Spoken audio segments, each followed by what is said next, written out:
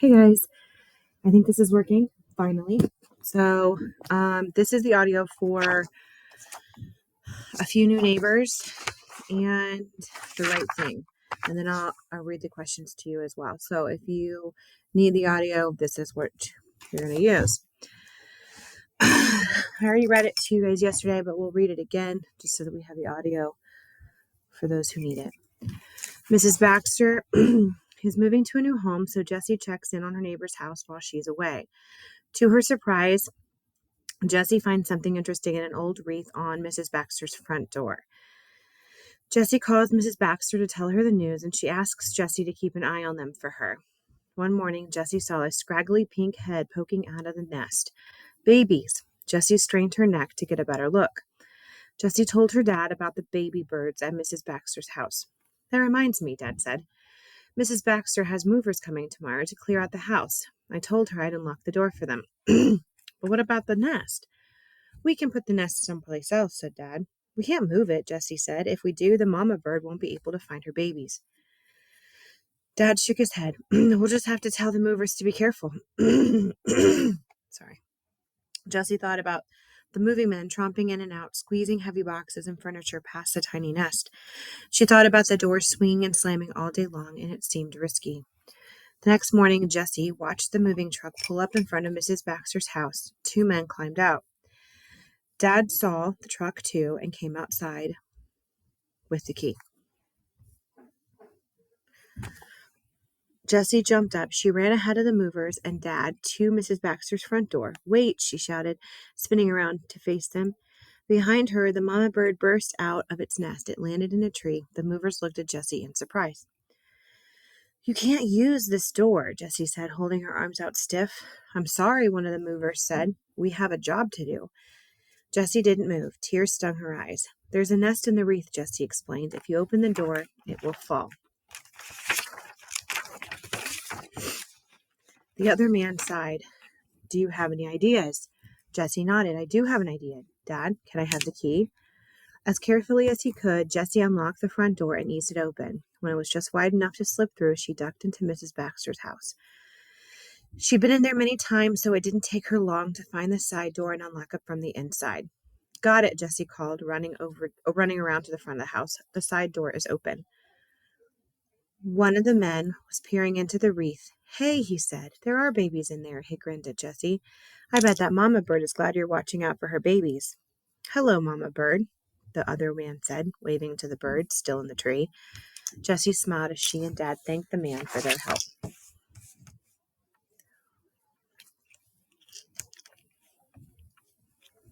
Okay, passage 2. Last summer, Miss Grady protected Mark from Mr. Dunn's dog, Goldie. Now she needs her driveway shoveled.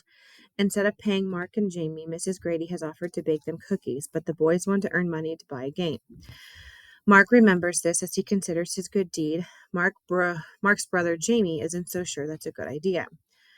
As soon as Goldie has turned her head, Mrs. Grady has slipped between Mark and the dog. She wasn't much taller than Mark, but she'd stood firm as a rock in front of him as she flung her arms out towards Mr. Dunn's house. Goldie, go home. Then she'd swept her broom to hurry the dog along. Get, Goldie had obeyed. When Mark's father had appeared at his side, he'd said to Mrs. Grady, that was very brave. Thank you. Mrs. Grady had laughed. It was nothing. Good neighbors watch out for each other, don't they? And now Mrs. Grady needed Mark as much as he needed her last summer. He smiled and waved at Mrs. Grady and then thrust his shovel deep into the snow. He heaved snow over his shoulder. Hey, Jamie thought, what are you doing? Mark couldn't explain about Goldie and watching out for neighbors. I like Mrs. Grady's cookies, he said, and scooped up another shovelful. It'll take you all day, his brother groaned. We'll never get that game. Mark shrugged and kept digging. He heard Jamie's exasperated sigh and then, surprisingly, the bite of Jamie's shovel against the snow. Mark grinned. Jamie had known all along it was the right thing to do. Once the other neighbors see the good deeds we've done, they'll line up to hire us, said Jamie. And these are the questions. So question 1, which detail from passage 1 suggests that Jamie is concerned about animals? A, One morning, Jessie saw a scraggly pink head poking out of the nest. B, Jessie strained her neck to get a better look. C, we can't move it. Jessie said if we do, the mama bird won't be able to find her babies. Or D, the next morning, Jessie watched the moving truck pull up in front of Mrs. Baxter's house. Question 2, in passage 1, which paragraphs show where the problem is solved? You need to go back in the passage for this one. A, paragraphs 8 through 10. B, paragraphs 13 through 15. C, paragraphs 18 through 20. Or D, paragraphs 21 through 23. Question 3. Again, you can pause these so you can take your time to look at your questions. At least I hope you paused for the last one. Read this paragraph from passage 2. Mark couldn't explain about Goldie and watching out for neighbors. I like Mrs. Grady's cookies, he said, and scooped up another shovelful. What does the narrator's point of view in this past paragraph reveal about Mark? A, Mark's decision was made after talking to Mrs. Grady. B, Mark is very confident about his decision to help Mrs. Grady. C, Mark's decision to help Mrs. Grady was made after talking to his brother. Or D, Mark was not able to talk about the reasons he decided to help Mrs. Grady.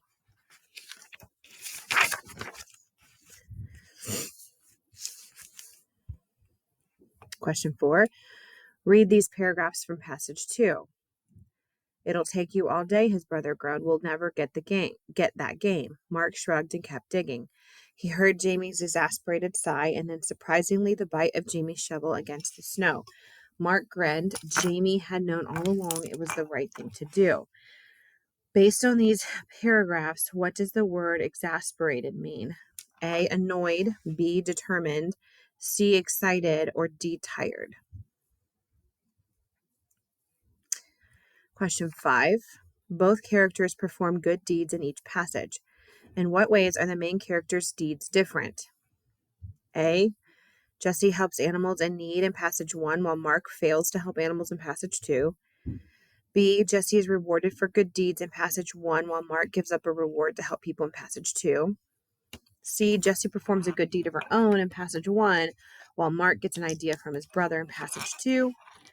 D, Jessie comes up with a helpful idea on her own in passage 1 while Mark repays a neighbor's kindness in passage 2.